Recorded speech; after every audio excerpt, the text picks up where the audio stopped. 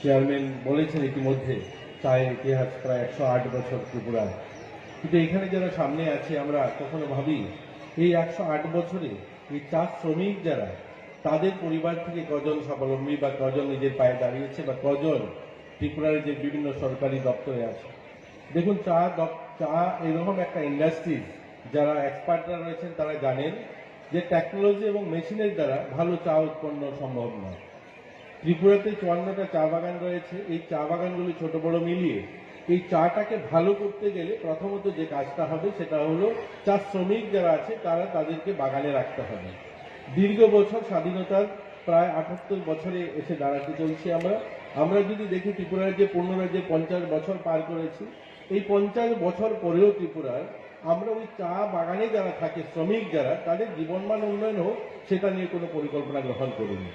এই সরকারটা আসার পর 2018 সাল আসার পর চা শ্রমিক প্রকল্প শুরু হয় এবং তাদেরকে জমি দেওয়া শুরু হয়েছে।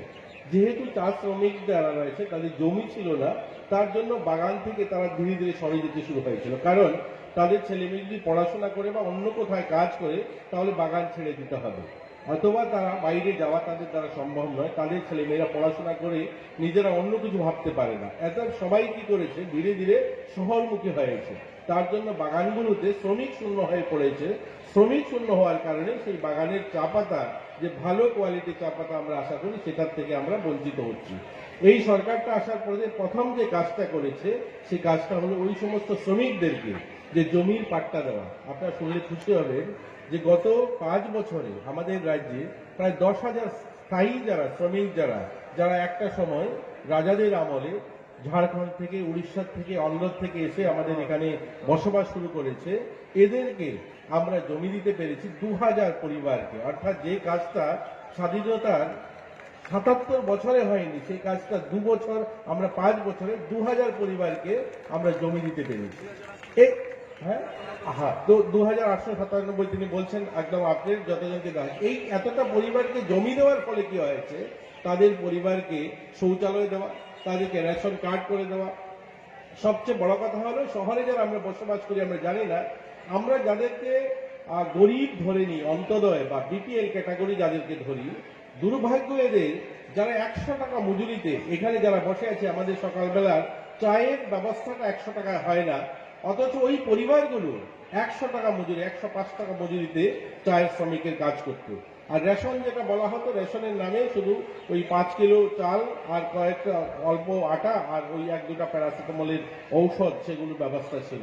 এই সরকার আসার পর তাদেরকে যেমন মজুরি বাড়ানো হয়েছে, 178 টাকা মজুরি হয়েছে, তেমনি প্রত্যেকের জন্য ঘর, প্রধানমন্ত্রী আবাস, প্রত্যেকের জন্য জল, প্রত্যেকের জন্য বাড়িতে ইলেকট্রিসিটির ব্যবস্থা, সেখানে শিক্ষার ব্যবস্থা। অর্থাৎ তারাও যে আমাদের মৌলিক অধিকার, অন্ন, বস্ত্র, শিক্ষা, স্বাস্থ্যের কথা বলি, আজ তারাও সেটা পেয়েছে।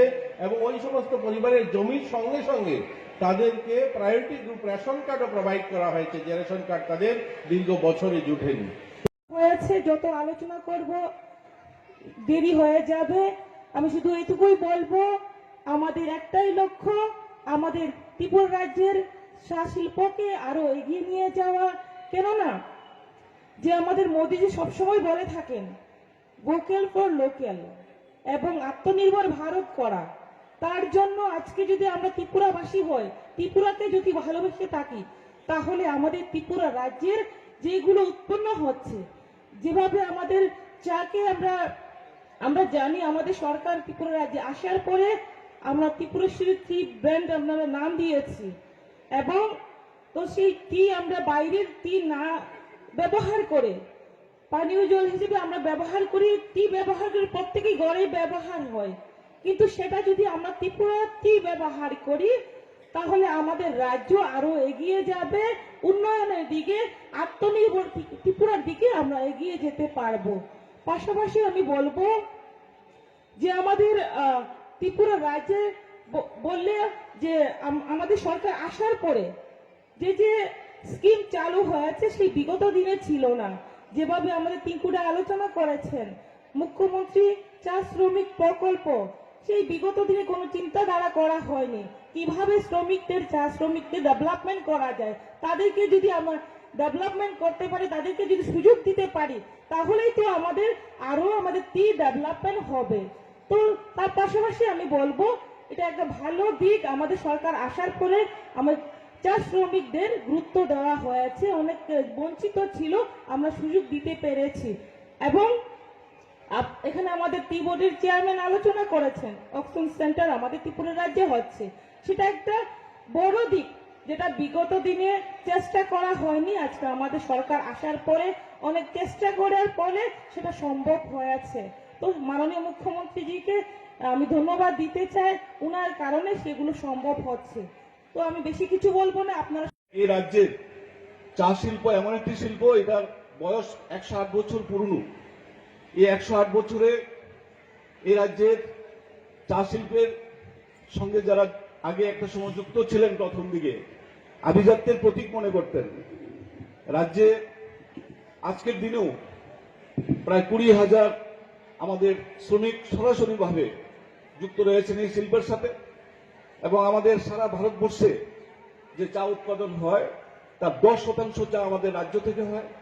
এবং আমাদের এই ত্রিপুরা রাজ্য চা উৎপাদনকারী রাজ্য হিসেবে 5ম স্থান অধিকার করে আছে।